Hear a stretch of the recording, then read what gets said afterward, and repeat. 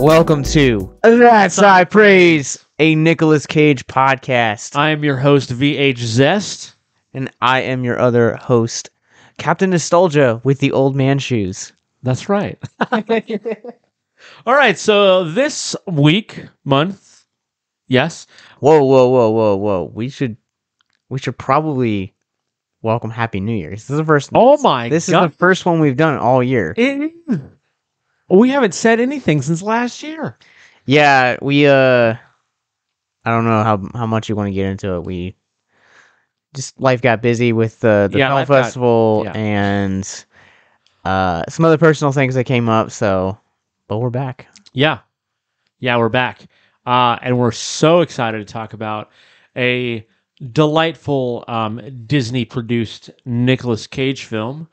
A little film called The Sorcerers-Apprentice. All right, so this film, it stars Nicolas Cage and jay-barchuel. I think that's his last name, pronounced correctly. Like, it's the guy from, How to Train Your Dragon. And He's Out of My League, Random Acts of Violence. Continue. Okay, but people are mostly going to know How to Train Your Dragon. But he's just a voice in that. Yeah, but he's top tier. I mean, his voice is so iconic. Anyway. It's just a voice, though. I can't see that face. His voice doesn't go with his face anyway.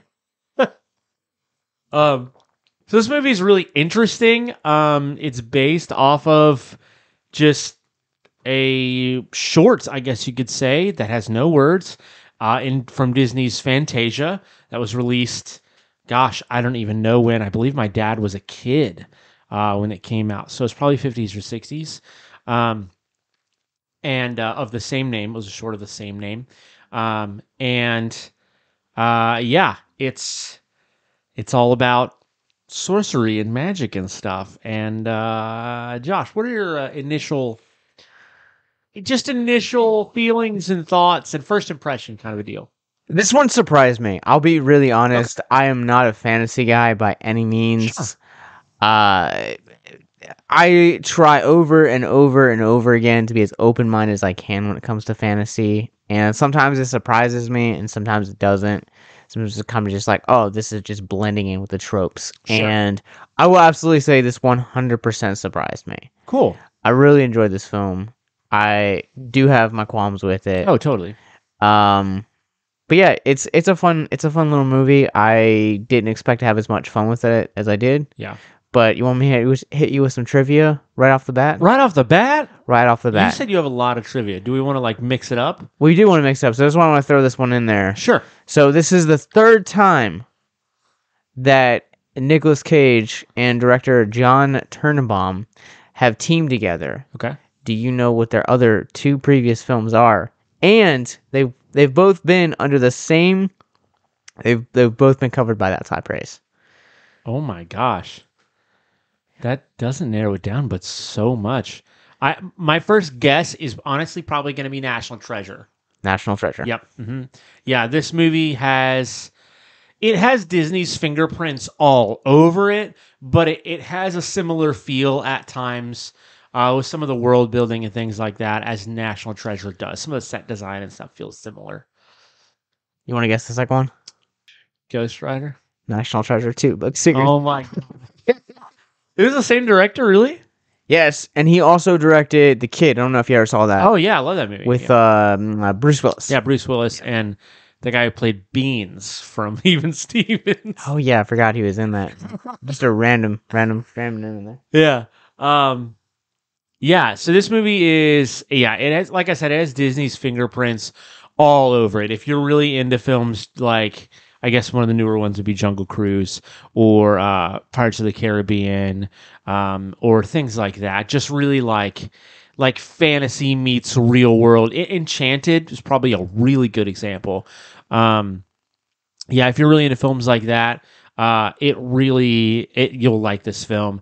It's very much kind of brings in a lot of Disney's really good at nostalgia, probably because all of our nostalgia is built off of Disney in a large way. Our generation. Yeah, our generation. Yeah.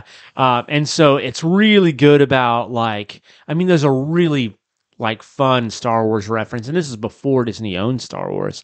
There's also an Indiana Jones reference. Yeah, there is, which was wonderful because it specifically references a scene that had to do with, it was like right after Alfred Molina is in a scene in this particular Indiana Jones movie. Was it Last Crusade? I think I think so. it Yeah. was like the beginning of Last Crusade. There's Alfred Molina's character is in and out, and then Indy like takes this bag of sand and he like puts it where this idol was supposed to be and tries to measure it out. And they reference that scene. And Alfred Molina co-stars in this film, and it's a lot of fun.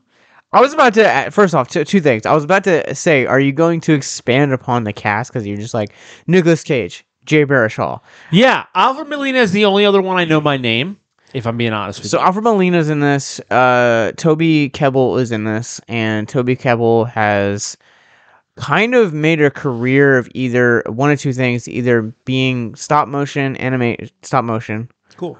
or he has been just like very bad guy roles, very forgettable bad guy roles. Yeah, yeah, yeah. And then you also have Monica Bellucci.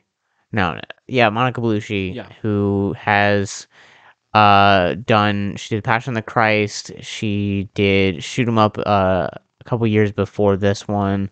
She was also the Frenchman's wife in The Matrix 2 wow. and 3.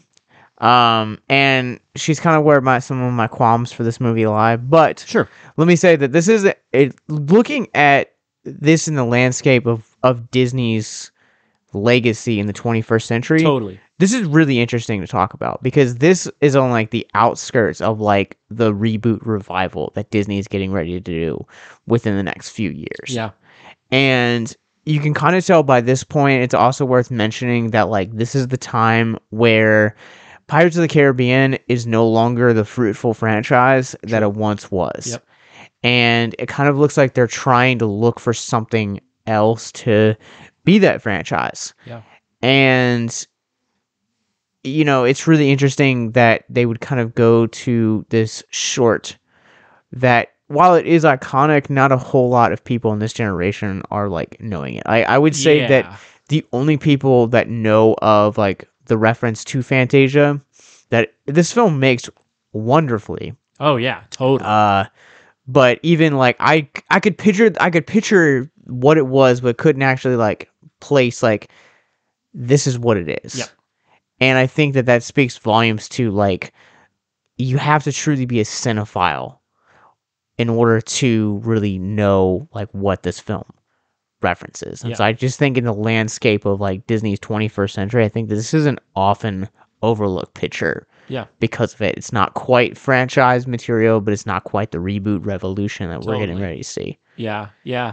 I totally agree. It's weird. Fantasia is weird in general because I think with Fantasia, there's this massive, massive gap in generations. You know, Fantasia, the original release was probably more our parents' generation. Ish. Probably grandparents. I think if not earlier. Yeah. I want to say it's like 40s or 30s or 40s. Yeah. And then like, and then there's us, and we grew up in like the 90s and early 2000s. So you had like a whole, couple decades of kids who may have known Disney, but Fantasia went totally under the radar for them. And I think that is probably a good indication, good reason of why this movie may have gone under the radar and may not have had the success, despite it being like a Disney picture, that it could have, because I think like its initial reference was lost on too many people at the time of its release.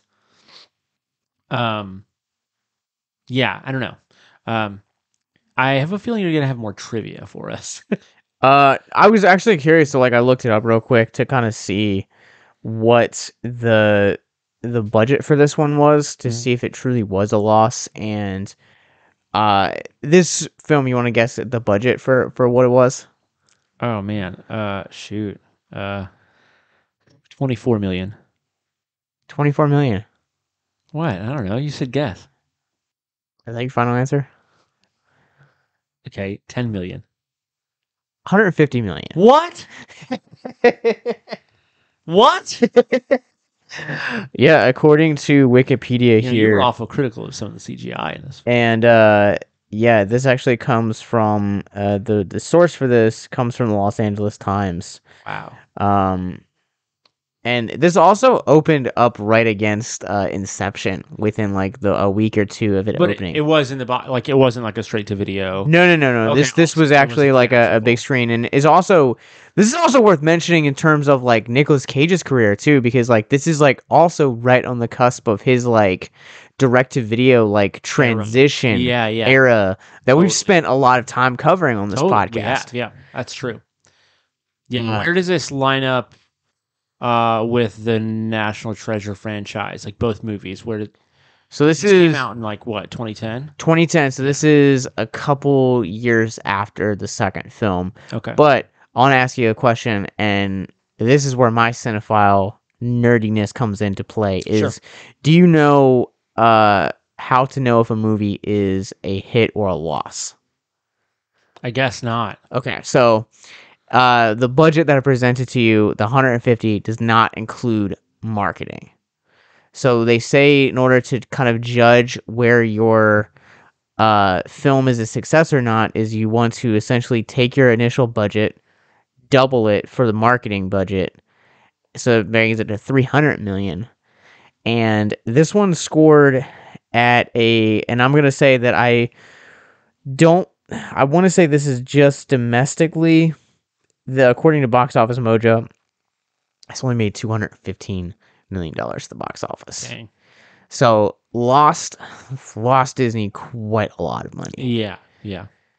Assuming that they did double on marketing. Yeah, but I mean, even if they only had spent like 2/3 of that, I mean, you're still losing a lot of money. Yeah, which is a bummer, honestly, because do you think Inception had anything to do with it? Because, I mean, they're not related, but there was just quite a lot of theatrical buzz around Inception, and maybe this movie simply got overlooked. I think a little bit so. I think that there are some times where you have movies that are, and also too, like, I don't want to get like too hung up on this, but I also question at this time is like, who is the intended audience for this movie? That's a good point. Like, is it for kids? Is it for the old hats, like the Disney fans that would have known Fantasia? Or is it just for National Treasure fans? You know, like who is it for? Yeah. Because to me, this film, tonally speaking, isn't quite for families because there is sorcery, there's witchcraft, there's, visual pentagram that are, so it's a lot darker. It is, but that's also kind of been Disney's shtick for a long time. I mean, they used to build kids movies that are like that in the 80s. Yeah, but again, that was a different time period. True. So like in the 2010s, like if this was released in the 90s, like I could feel like you can market towards people that are fans of The Crow, The Craft. True. Those gothic emo kids that were like being risen up, but by this time, like a lot of those things were dead, and like cinema was also starting to shift into the blockbuster phase where you had The Dark Knight, you had the MCU fully in swing. Oh, true. I was going to mention that, like, I don't know how you feel about this, but to me, this movie felt like, purely on a genre basis, it felt like a superhero movie. It had a similar flow to a superhero movie. Not that I felt like anybody was the hero, not that it obviously was based off of a comic, but the style of writing felt similar. It had the scope of a superhero film. Yeah. I will give you that. But it does kind of have the formula, because I would say that like a lot of like my issues with the story kind of line up with a lot of what we see happen in superhero movies, which I think me and you, like, while we are fans of comics, we're both like hypercritical of those. And I think a large portion of that is because of fatigue. That is true, especially nowadays, and especially like you and I loving DC comics and DC not really getting the recognition that it has deserved when it has done well in the film, in movies and TV. Um, yeah. So, do we want to actually talk about the plot or like the characters in this film? Yeah, I feel like we've talked about like the landscape of this Yeah, movie, yeah. surrounding its release, long enough. So hit us with the plot synopsis. Yeah. All right. So it's pretty simple. I mean, the idea is that Merlin was real, and 1,000+ years ago, and they say that like his greatest arch nemesis was, they call her Morgana Le Fay. I don't know why. I've always known her as Morgan Le Fay. I wonder though if that's like a DC I trade think off. it has to do. Yeah, I think it's a rights deal with DC. Sure. Yeah. But anyway, so Merlin raises up these three sorcerers, and he has three apprentices, and with his like in his like dying efforts to like destroy his arch nemesis, he traps her and one of his apprentices in this. It looks like a Russian nesting doll. It's 100% what it looks like. They call it the Grim Hold, and so with his like dying last words, he gives this ring to Balthazar, which is Nicolas Cage's character, and also a very, very overused, archaic name, C. Scorpion King. But um, um, I don't know why that was so funny. so he gives this ring to him, and he's like, find the youth who can wield this ring. They will have my power, and they are the only one who will be able to destroy Morgana Le Fay. And that's like like the intro that you get. And then it more or less just kind of skips like 1,000 years into the future to the 21st century to this like little kid who stumbles into this like arcane history shop.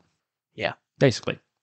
So anyway, he meets Balthazar, and he happens to stumble in by coincidence. He was chasing this note across the street, and that he wrote to this girl, and a note that is unnecessarily a subplot. Yeah, throughout the rest of the movie. Whole movie. It was just like, do you want to be my check friend, check boyfriend, girlfriend, yeah, or girlfriend, yeah, and that was it. And so anyway, the wind blows it off, and it goes into this arcane shop, and so he meets Balthazar, and Balthazar basically hands him his ring, and the ring goes onto his finger magically. And then fast forward another 10 years. Yeah, fast forward another 10 years. We don't want to like get into the nitty gritty here.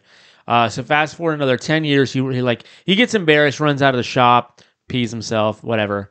He didn't pee himself. Okay, something spilled, whatever. And he gets embarrassed out of this arcane shop in front of all his classmates. And then you skip forward 10 years, and he's a college kid, and he's a physics major. And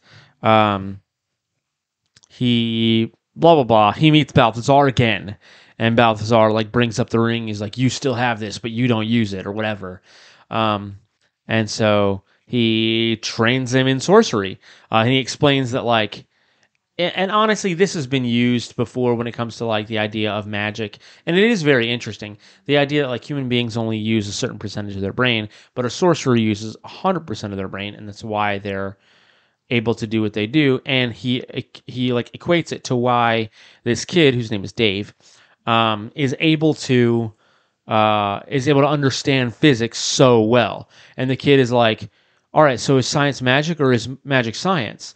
And Balthazar is like, yes to both. And so that is, to me, that's one of the like really cool parts of the movie is you get to see this kid like learn magic, but also understand it because of physics and because of his like nerdy science kid background, and it like actually makes sense to him. It's not just like this kid for some reason in the world can wield this magic power arbitrarily. Yeah, so they basically have to team up to take down Alfred Molina. Yeah, exactly. From raising dead dudes. Yes. Yeah. I just want to finally, because you laid the foundation really well. You Thank just you. kind of trailed off there towards. I wanted you to chime in. Yeah. So I'm gonna hit you with a quick trivia fact, real quick. Nice. Bam. So in this movie, Nicolas Cage's character Balthazar drives a 1935's Rolls-Royce Phantom. It's one of a kind. Wow. Belongs to Nicolas Cage. Of course it does. Oh, my heart. That's amazing. I'm so happy. The filmmakers were trying to find a car for his character to drive, and Nicolas Cage was basically just like, I mean, you guys can use mine. It's an option. Gosh, that's so cool. Man, that's so cool. Nick Cage is the coolest person. So one thing that I want to start with before we get into like the plot and everything is, I think it's too late. I know, but like digging into like what we think about it, like the mental health themes. Oh, yeah. The soundtrack. Dude, this soundtrack is like it's unnecessarily good. Totally. And it's not like it's like filled with a ton of songs that I would just listen to all the time, but it's filled with a ton of songs that are iconic and that flow really well together. And they're really great and some of them are even or like came out 8+ years earlier than the movie did, but they just maintain such a nostalgic feel. And that's a great soundtrack. It's well built. I got it right here. Oh, let me list it off. Give it so it started off with Jimmy Eat World's in the middle. Fiction Planes Denied, One Republic's Secret, Tobias J Record, Ashley Witt, Drags, BT, La Nocturne de some French. What? Stevie Wonder's Superstition, which I really loved seeing that. One Republic's Secrets. Here's one that I bet you didn't know. Okay. Apparently, I want to say jay-barchuel, which is related to Jay. Yeah. Has a secret called I'm Awesome. There's a song that is on the soundtrack. Paul Duclas bringing in some more French music. O+S is New Life, Group Love, Gold Coast, Ruskala, Your Body Is Calling Me, and One Republic has 3 songs in this, but Secrets is used twice. Yeah. And Alpha Rev's Phoenix Burn. I just want to say that it really bugs me when... Did you mention the middle? Yeah, that's what I said. Okay. It really bugs me when movies use the same song twice. Yeah. I don't know why. It just does. This in Valley Girl, because Valley Girl used Melt With You like 4 times. Yeah. Unnecessary. But yeah, and not all those are like songs that you might know off the top of your head, but I promise if you listen to them, you'll be like, oh, this song. Yeah, really solid soundtrack.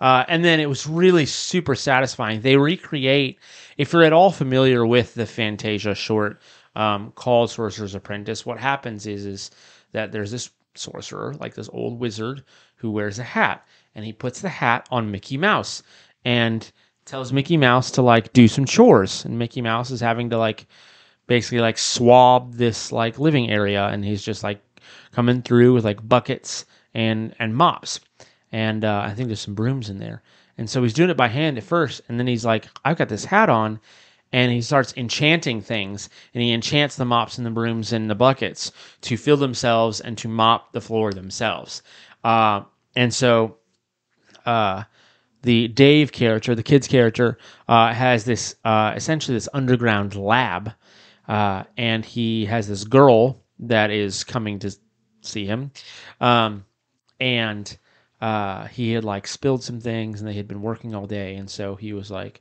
I'm gonna mop, and then he does the same thing where he's like, he has a bunch of mops and brooms, and he enchants them, and then all of a sudden, before you know it, like the mops are like tapping him on the shoulder, and there's like water up to like his shins, and it's a little campy, and of course like Nicolas Cage, which you'll probably bring this up, Josh.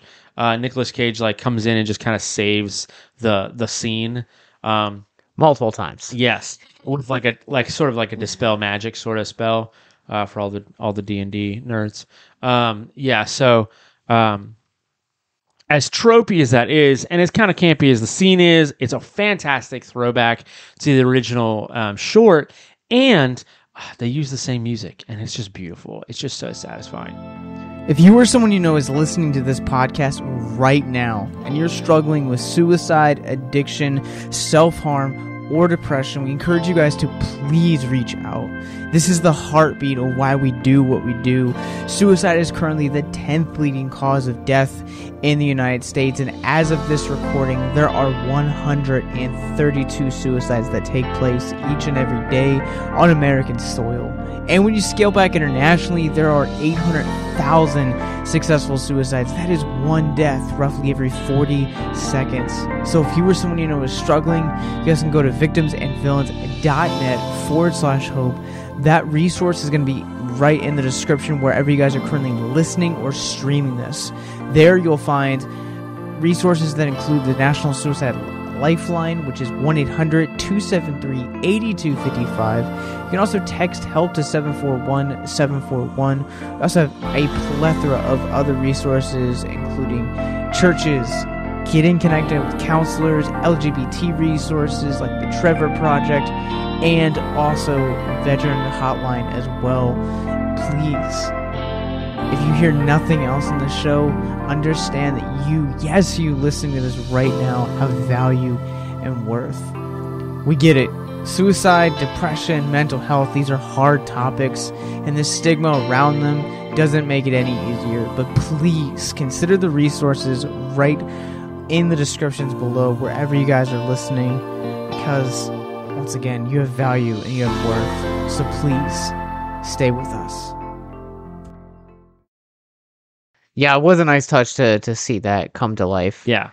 Can we just get can I get my gripes out? Oh, dude, just vent. I've been waiting for it, honestly. Just vent for a second. I talked about this during the movie, but the CGI in this is, you think for 150 million, I know that Nicolas Cage is a big name. Yeah.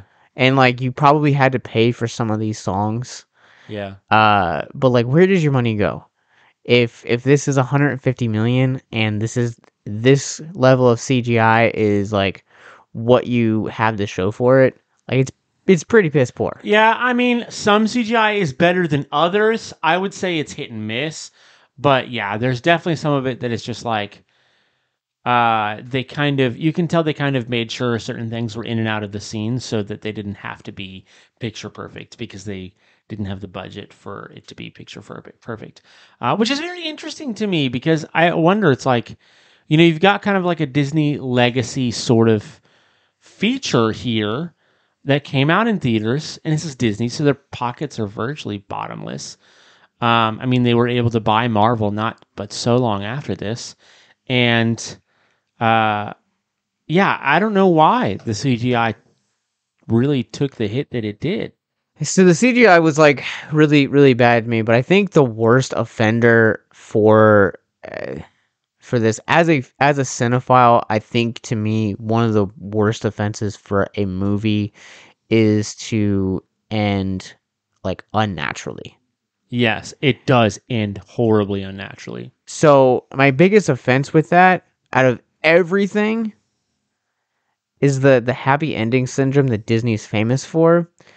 And with that comes the qualm of, why did we have to have the character of girlfriend Rebecca Becky in this? Why do we have to have her? Dave's love interest in this literally has no bearing on the entire story. I guess, except for one scene. In the beginning. No, not in the beginning. The scene where he surrenders the rusting, what do they call the nesting egg? The nesting egg and his the Grimhold and the Merlin ring. Yeah. He surrenders it to Alfred Molina's character because he threatens to kill the girlfriend. Yeah. That is the only time that she has any stakes in this story. I don't know if I agree with you, because she also helped him toward the end. She climbed that building and she turned the like satellite dish that Morgana was using to like for her spell, and she also was like kind of a big catalyst in the beginning of him even finding Balthazar because he wrote her that list and the wind blew it. Wrote her the note. I mean, you could have like traded out that storyline and like his entire thing could have been like totally. But you know he's what? a 9-year-old If Die kid. Hard has to be a Christmas movie, then you have to be okay with this girlfriend. Look, he could that beginning scene could have been taken out. Like I look, guess. hear me out, okay? If you took her out, the circumstances by which you're talking about could be completely the same. Just different characters. So hear me out. All right? So in the beginning with the note could have been changed to something like $50 or $100. You know, they're on a field trip. If you're 9 years old, that's a lot of money. Sure. You're going to chase it down. Sure.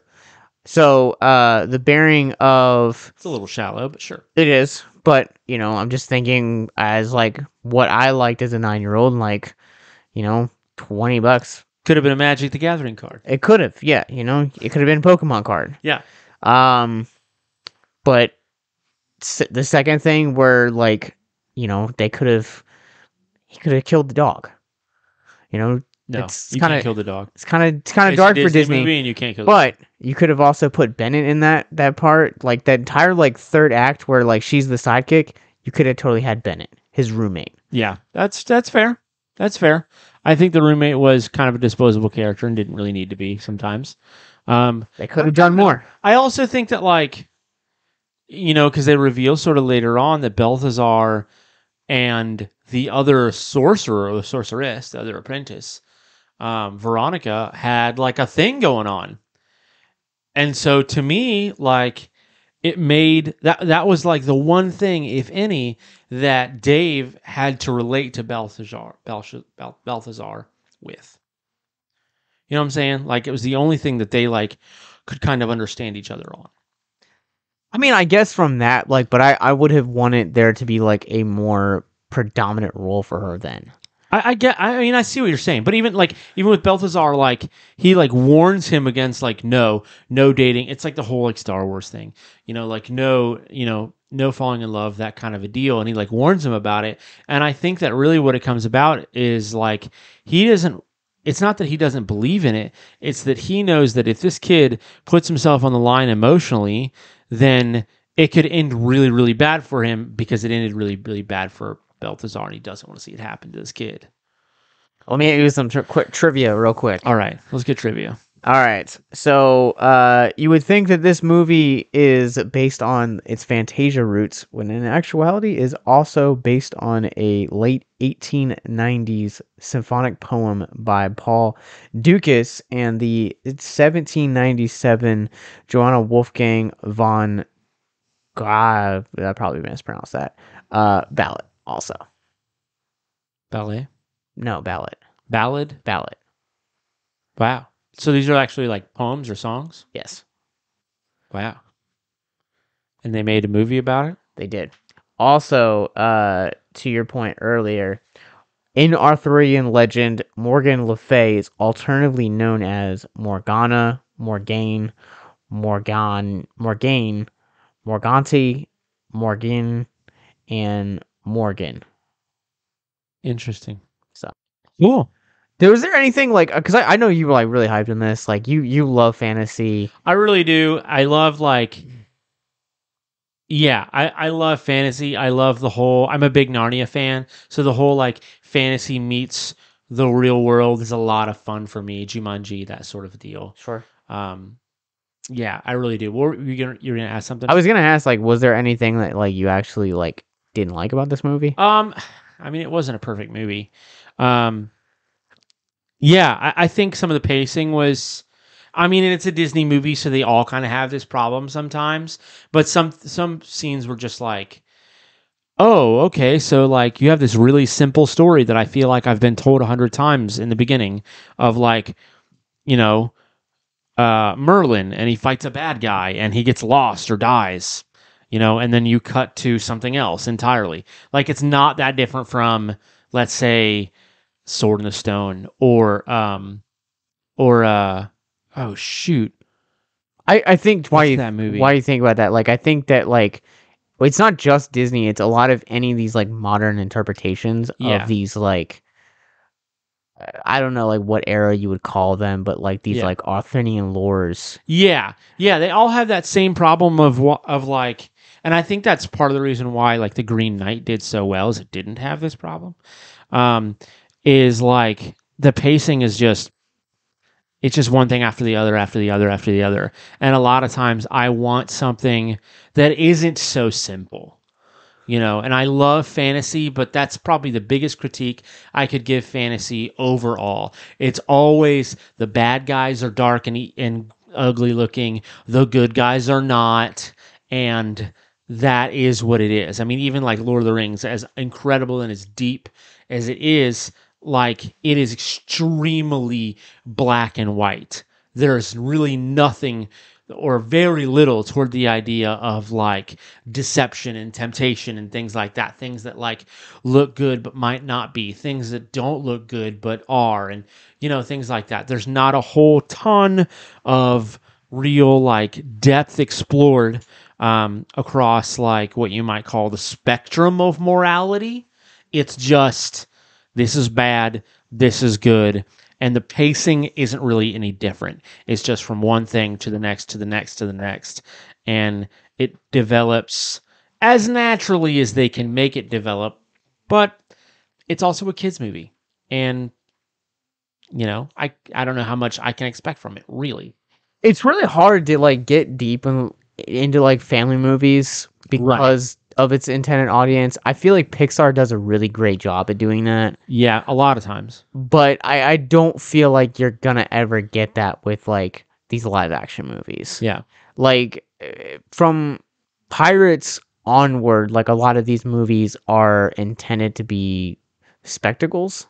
Sure. And I definitely feel like that this one has it, and there are certain moments within it that I feel like speak to these like quieter character moments where that go go go pace you're talking about kind of settles itself down, Yeah. and you get to see these characters actually feel fleshed out, Yeah. because I think that's one of the things that this film suffers from is like a lot of these characters feel really one note Yeah. and The really one-trick ponies. familiar. Yeah. Yeah. I'm glad you brought up Pirates of the Caribbean because, and I'm just going to speak to the first one. I think it's the strongest as far as the narrative goes.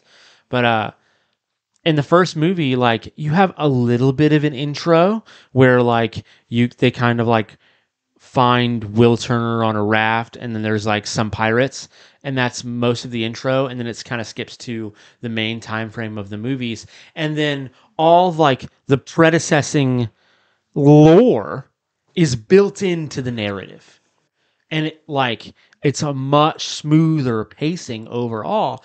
And I think too, we're like because the movie is about pirates, you realize that like when you root for the good guy, you're not rooting for someone whose morality is established. And when you root for the bad guy, you're rooting for something that is a little bit more closer to home as far as like um, nationalism and military pride and things like that goes. Um, so like that is part of the and amidst all of that, it's still a Disney movie. It still feels like a Disney movie. It's still a family movie. It doesn't really cross any hard lines as far as like content or anything like that goes. It still successfully references lore and an amusement park ride and things like that. It's beautifully cast. The music is good, etc. And I think like I don't know. Maybe this was Disney being lazy. Maybe this was just sometimes the problem with our Arthurian sort of lore is that it does become just simple. But I think Pirates is a really interesting example of like fantasy that is done beautifully, just so smoothly. Um, yeah, yeah.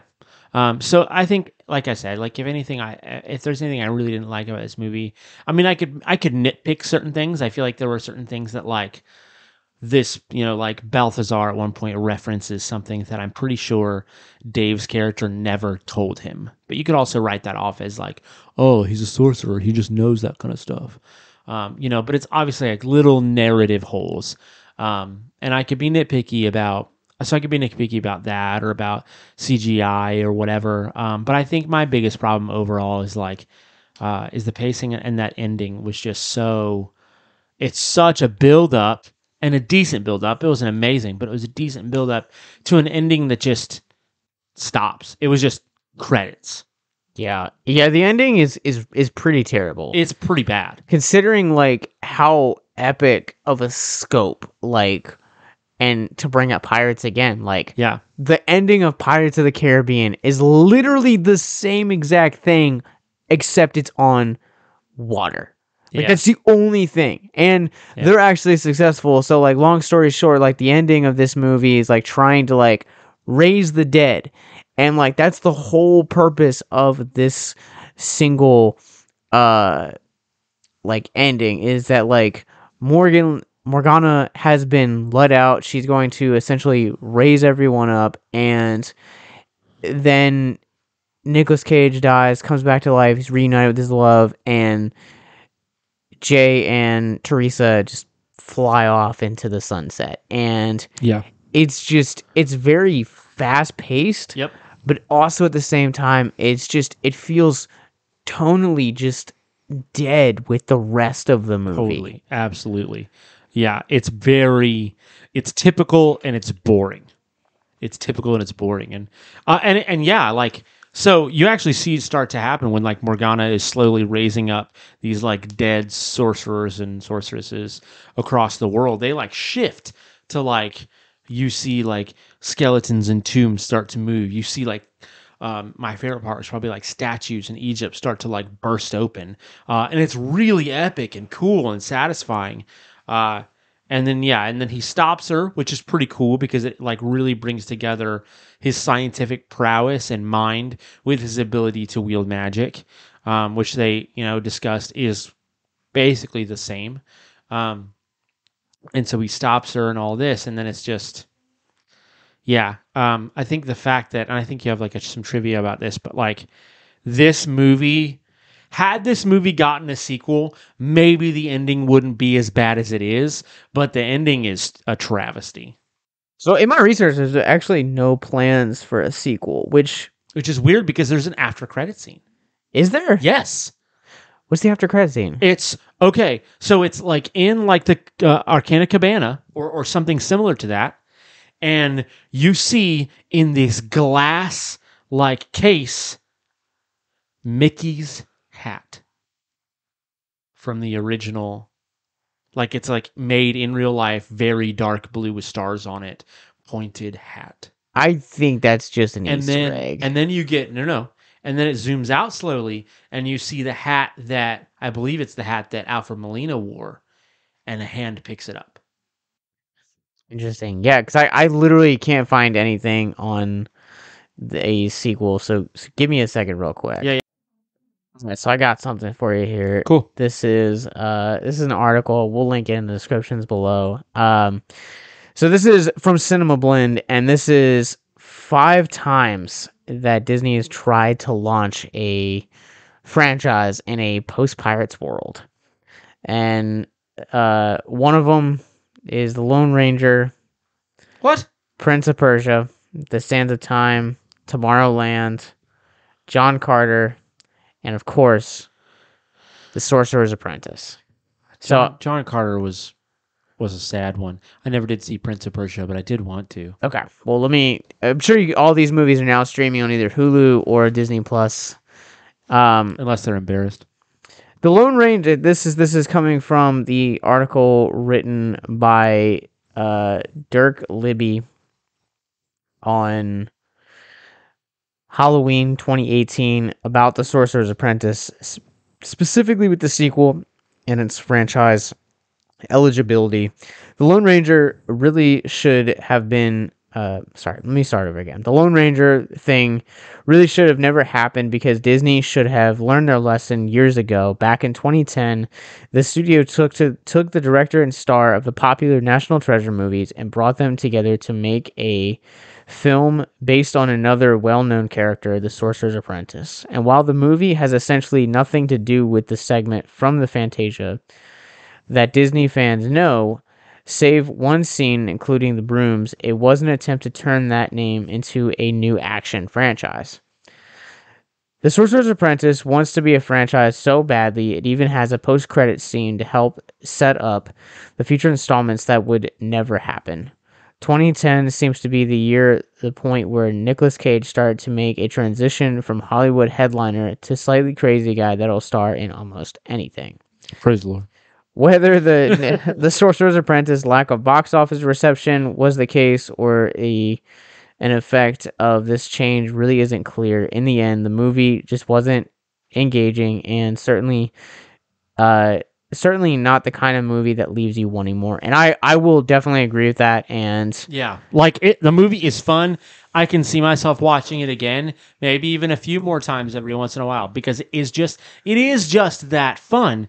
But it's only fun enough on its own. It doesn't. I don't need more of what it offers. Yeah, I think this world is really fun. Like I feel like there are certain times when you can come to a world and want to be invested, not just the titular character you're following, but the world as a whole. Right. The best example I would point to for this would definitely be, two examples. One of them would definitely be like John Wick and the hotel, that I am the Continental. I believe that's it. But also two, Toy Story and Lightyear this year. Yeah. So like excited. Oh my gosh. Same. So like I think that, there's just not enough for this world. And I think that this movie tells you all that you need to know. It's a flawed movie, but by God, it's so much fun. Yeah. And I think the reason why it's so much fun is because Barshaw and Cage have really great chemistry. They really do. Yeah. But also at the same time, I think it speaks to like the magic in it is really fun. Like I like these like fish on a water stories when you're dealing with like these elements because you feel like you're an entry point into this world through the title character. Yeah. I really wish, like looking back, and maybe I need to watch Doctor Strange again, although it was fine. 6 out of 10 probably. But I really wish that like Doctor Strange would have. I wish they'd have taken a risk and put a Sorcerer's Apprentice reference in Doctor Strange, because I think like this movie did make me think of Doctor Strange a decent amount, where it was like it's the whole science magic thing, Oh, they're confirmed for Multiverse of Madness. Sorcerer's Apprentice. Yeah. Wait, what? Yeah. Like these characters? Yeah. But I thought you said there was not a sequel. It's not a sequel. It could be an Easter egg. I'm sorry. So is Nicolas Cage going to be in the MCU? I'm just messing with you. I'm sorry. You can never mess with me like that again. I want my Ghost Rider back, man. Anyway, you understand what I mean. Like, I felt like watching this movie that it was discount Doctor Strange, but perhaps more fun than Doctor Strange was, at least at some points. And it would have been a lot of fun to see Doctor Strange like make some sort of callback. All right. So I kind of feel like we've argued a little bit too much on like the negative side of this. Okay. And I want to honestly, dude, like the chemistry between Barshaw and Cage, I feel like really made this movie fun for me because I feel like magic movies are genuinely going to like be a fun time for me. Like Hocus Pocus, The Craft, first one, The Prestige. The Prestige. We don't talk about the second one. I mean, even The Illusionist. Oh, dude, so good, incredible movie. Shoot, but like, I feel like this movie just does a really great job at capturing the spirit of those movies. Yeah, and just has an absolute blast with Yeah, them. totally. It doesn't take itself too seriously, which to some extent is to its detriment, but it's also what makes it a lot of fun. Yeah, the chemistry is really like there were a number of times like we just found ourselves laughing because Nicolas Cage would just, I mean, maybe that's just our affinity for Nicolas Cage, but Nicolas Cage would just say something and it was just like the chemistry was just perfect and it was just a great delivery. And um, yeah, it was awesome. It was a lot of fun, and it felt very much like, because his character is 1,000 years old, and sometimes he kind of wears that on his sleeve. And so there's this like running joke of like him making the Dave character wear old man shoes because rubber soles affect like his casting abilities, and it's just a running joke through the whole movie, and it's a lot of fun. Plus, you'll look dapper too. Yeah. How would you guys like to help us get mental health resources into schools, conventions, and other events? Well, now you can. Simply go to patreon.com/victims and villains for as little as $1 a month. You guys can help us get mental health resources into current and upcoming generations, educate and break down stigma surrounding mental health, suicide, and depression. And you get exclusive content that you can't get anywhere else. And you guys can tell us which Nicolas Cage movie you want us to cover, and we'll do it. All it takes to get started is to go to patreon.com/victims and villains, or simply click the link in the episode description wherever you guys are currently listening or streaming this episode. Pick your tier and get started today. Yes, it's that simple. So quickly select the tier that you want and help us get hope into the hands of the depressed and the suicidal today.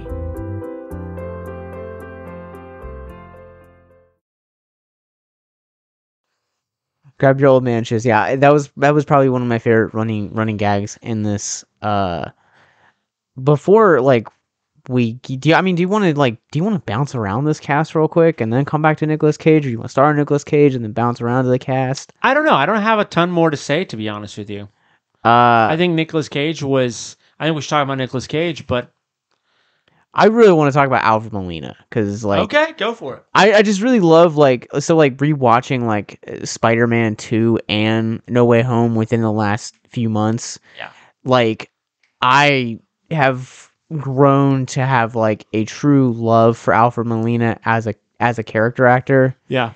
And this movie is just one of those examples of it's a family movie, and it literally could have just been just crap.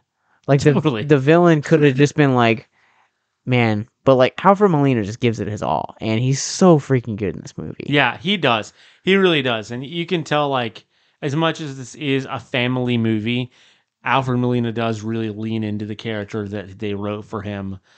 He's really, he's not one of these just malicious guys, but you can tell that he has his own agenda and he will stop at nothing to see that agenda through.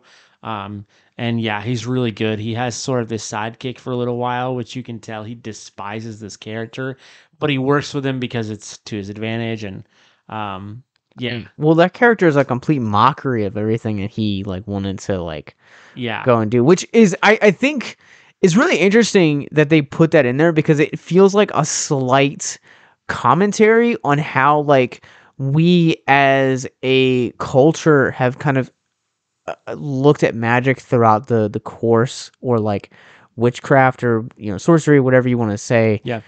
Throughout the years, where it was kind of this held in a certain reverence in in his time, and then you jump into this new time era, and it no longer holds that reverence. It's a Chris Angel mind freak kind of thing. Yeah, it's Penn and Teller. Actually, yeah, that's a really good point.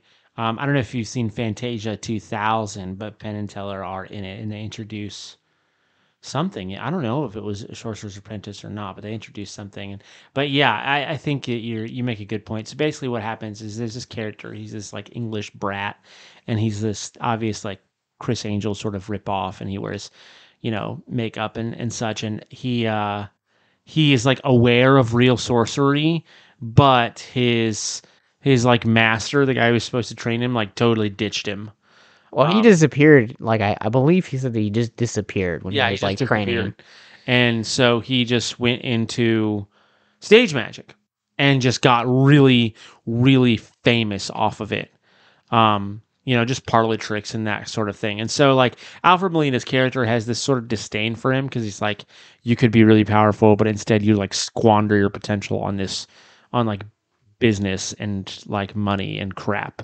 And yeah, it's really interesting. It's kind of one of those things that makes me really love like Zatanna and Zatara a lot.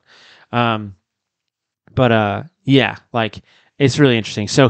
But anyway, he has this character follow him around and do different things, and he eventually like takes advantage of him and takes his power from him and stuff. But Which I think it's also funny that like he never intentionally like wants to be a bad guy. It's kind of like he's looking and seeking for validation, that validation, that totally. mentor figure so much that like I think that speaks to the importance of like having someone like that in your own life. Yeah. Like and what that could like actually mean for your mental health, not only to be validated, but also to have someone that's going to set you on the right path. Because what's the old line that all things are permissible, but not all things are. What's the end of that? How's that beneficial, go? Yeah. I think. Yeah. Yeah.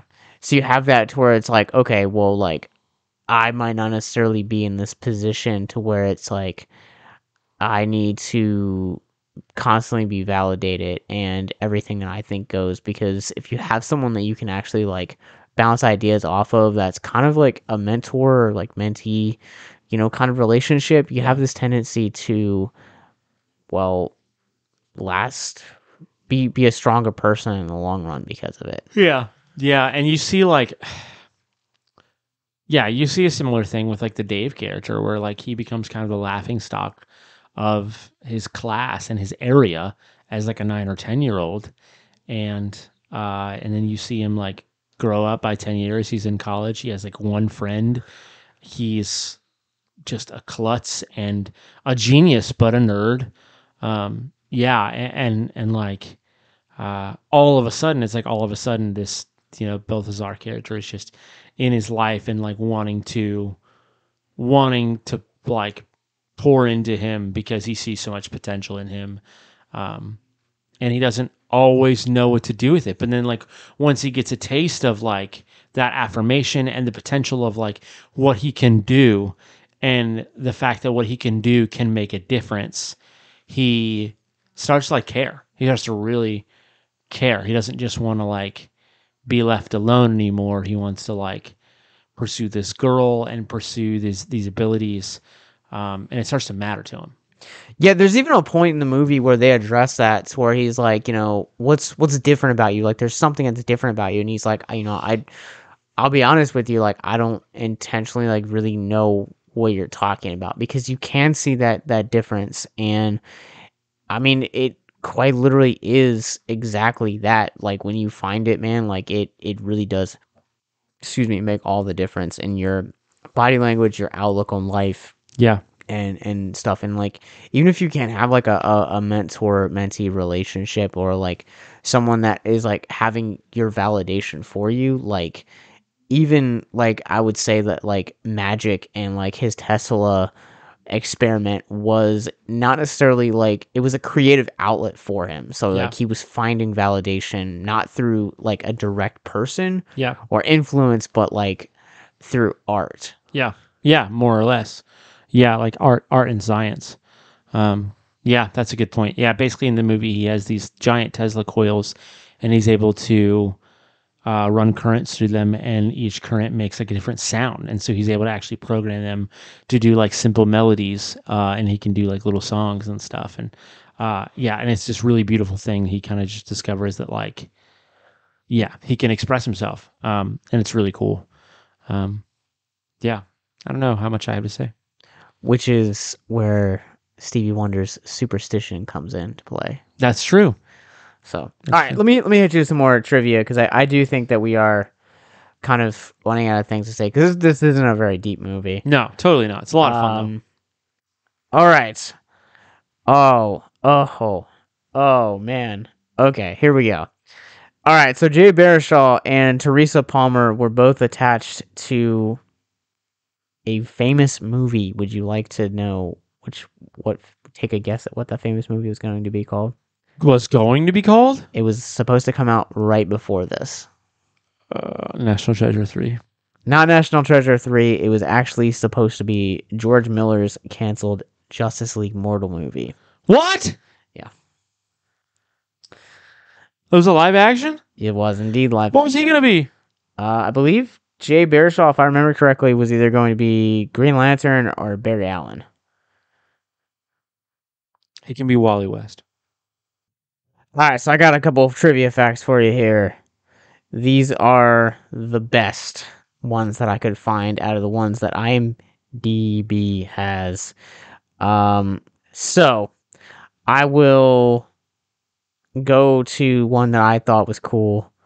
This is actually the first feature film to use Codex Vision 3 250D 527 film stock. Kodak previously provided the production with 50,000 feet of the stock months before it was commercially made available. I feel so educated. So, originally the role for Becky was auditioned by Brie Larson. Praise the Lord, she didn't get it. Also, I'm not surprised she didn't get it. But this is probably one that I think is the most interesting one. Is the idea for the movie was largely Nicolas Cage's. As he wanted to explore a mystic world with a magical character. My dude, yeah. And you said earlier before we watched this movie that he doesn't have a ton of executive producing credits. Not ones that I've seen. You could look it up. I can look it up. Give me 1 second to look it up. That was one of the first things we noticed, going into this movie. They were running some of the credits, and he was an executive producer, and that's pretty exciting. I feel like, I don't know. I feel like normally if you have a star who produces or executive produces a film, it means they actually care about it and believe in it. They didn't just necessarily make an audition. So he actually only has 17 movies to his credit as far as a producer goes. And I'm just going to list them off really quickly. It is Bel Air, Shadow of the Vampire, Sunny, The Life of David Gale, which is interesting because he is not actually star in that one. Yeah. Lord of War, The Wicker Man, which we'll be doing later this year for our 50th episode. The Dresden Files, which is a TV show. He executive produced 13 episodes. Next, Bangkok Dangerous, Sorcerer's Apprentice, 1,000 Words, which, again, really interesting because he didn't actually star in that at all. That is actually an Eddie Murphy-led movie. Wow. Can't Stand to See Losing You, which is a documentary called Surviving the Police. Vengeance, A Love Story, A Score to Settle, Willy's Wonderland, Pig, and the upcoming The Unbearable Weight of Massive Talent. Gosh. So you're telling me some of his best movies he executive produced. Right. That's very cool. I don't know if you've seen Next, but I loved Next. It's been some years. Not seen Next. Yeah, Next is... I remember it being really cool. We'll eventually cover it. I can't remember if I've seen Bangkok Dangerous or not. That's the one on the list that's the only one on the list besides the newer ones that I was really aware of. But when we eventually run out of Nicolas Cage, we can just go to his producing credits. Yeah, that'd be cool. That'd be a lot of fun. Yeah. Of course, we've also, listeners, thrown around the idea of, after we run out of Nicolas Cage, going to a different actor or actress. Kind of an interesting idea. Yeah. All right, so my last one is that although the film, as the title suggests, is ultimately based on the Johanna Wolfgang von Goethe's famous German poem, which I am not going to pronounce the title from. Sure. 1797, which inspired the piece of music by Paul Dukas from 1897, also briefly heard here, which in turn was used in the adaptation in Fantasia of 1940, sorry. The German version completely missed the connection, translating the title instead as German for The Duel of the Sorcerers. Interesting. Very cool, though. So, yeah. So, that is The Sorcerer's Apprentice. You guys can stream it now on Disney+. But the ultimate question comes down to, is The Sorcerer's Apprentice worthy of high praise? I mean, I think it is. I think it is. I mean, it's nothing new. It's nothing astounding, but it's a lot of fun.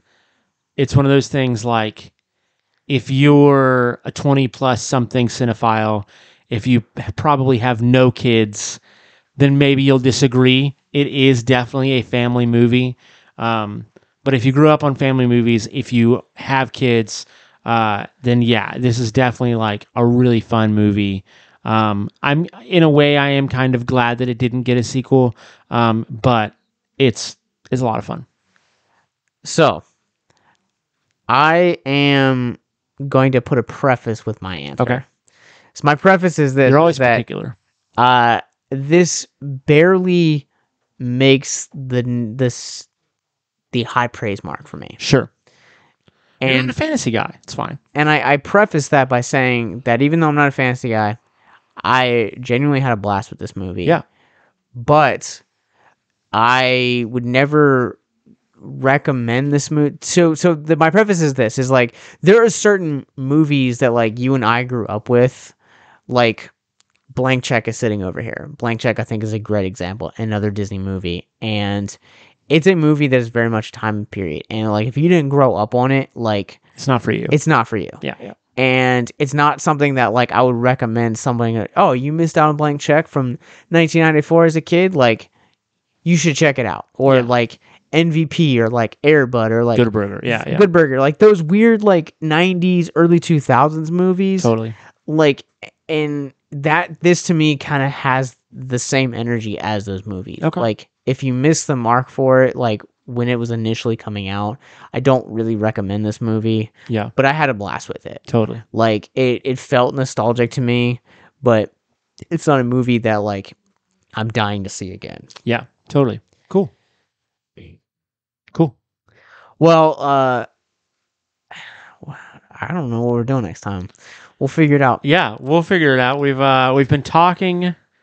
Do we have any suggestions or recommendations from people? I got to reach out to our Patreon people. Cool, that'd be cool. We've been talking about. I actually for Christmas just got Josh this 7-inch vinyl of Nicolas Cage. A couple of songs from the movie Wild at Heart. It's David Lynch's Wild at Heart. I am not a David Lynch fan, but my wife is and Josh is. So we've been talking about doing that one. We've been talking about doing Left Behind. Because, why not watch the movies that were just going to be horrible as soon as you can? And Left Behind is pretty up there.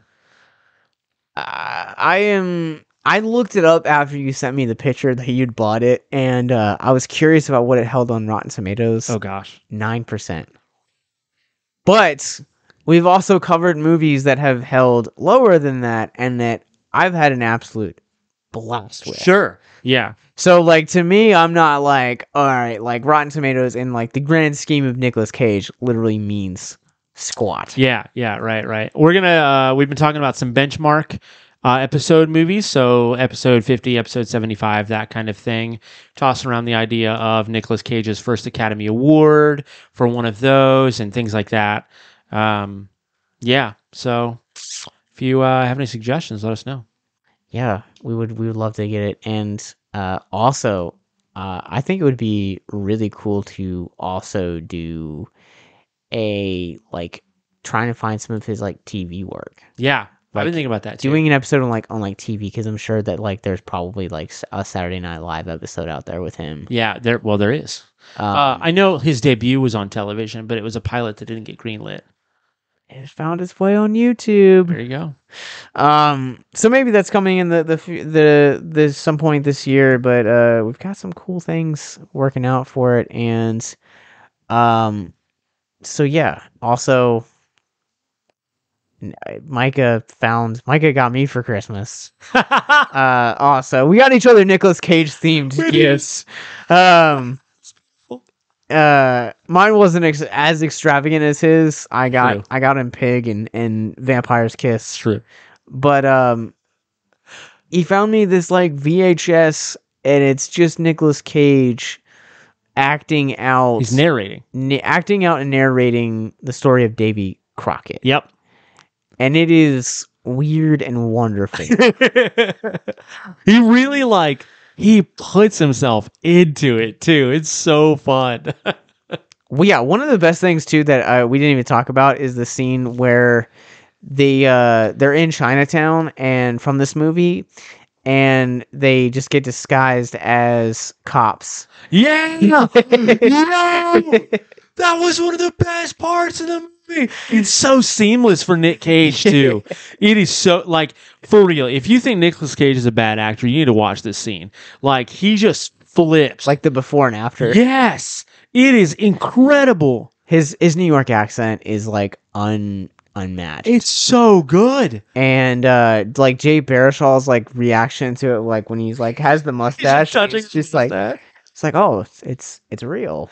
That was probably my favorite scene in this whole movie. But yeah, I don't know. 2022 is going to be a good year for it. We're hoping to also do some live panels and stuff. Yeah, too. So hopefully, if you guys are out there, con organizers, or know someone who is, we would love to come and do it. But totally, yeah. Where can people find you online though? You can find me. You can find me on Instagram at mulletstash. You can find me on Facebook just on my name. You can find me on Twitter, which I don't use a lot, but it's mulletstash_. I do spoken word poetry, and I on the 26th of January, I released a 3-track little EP called the Uncreated EP. So you can find that on micahkimber.bandcamp, or you can find it on Spotify or Apple Music, that kind of thing, just under Micah Kimber. Yeah, it's this weird thing that I do, and I'd love to know what people think of it. And you guys can also hear one of those poems at the end of this episode. Oh. You guys can find me on Letterboxd and at Captain Nostalgia. You guys can find our parent company, Victims and Villains, on Facebook, Instagram, Twitter, Twitch, YouTube, Patreon, and wherever you guys get your podcasts from. Go to victimsandvillains.net for more podcasts like this, movie reviews, and most importantly, our mental health resource library, all of which you guys can find in the descriptions below. But until next time, remember to keep on Cajun. This is Grow. Nice. I think creativity needs a lot of space to grow. A friend said that to me the other day on a voice memo, as I sat next to a pillow by a window on the sill of which grew a single sprig of cilantro. I immediately thought of the numerous times I'd readjusted this vine-like herb and how, no matter what, it would defiantly curve into some new drape, reshape its landscape, and behave creatively.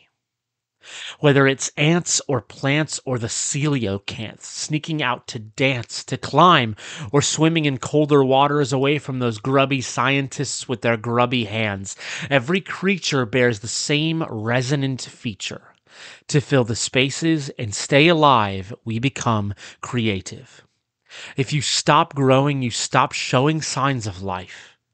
If you start slowing, you'll stop forcing oxygen through your gills. Your sense of thrill will atrophy. You'll start to swill the addictive nothingness of passivity into a gut made for ever new things.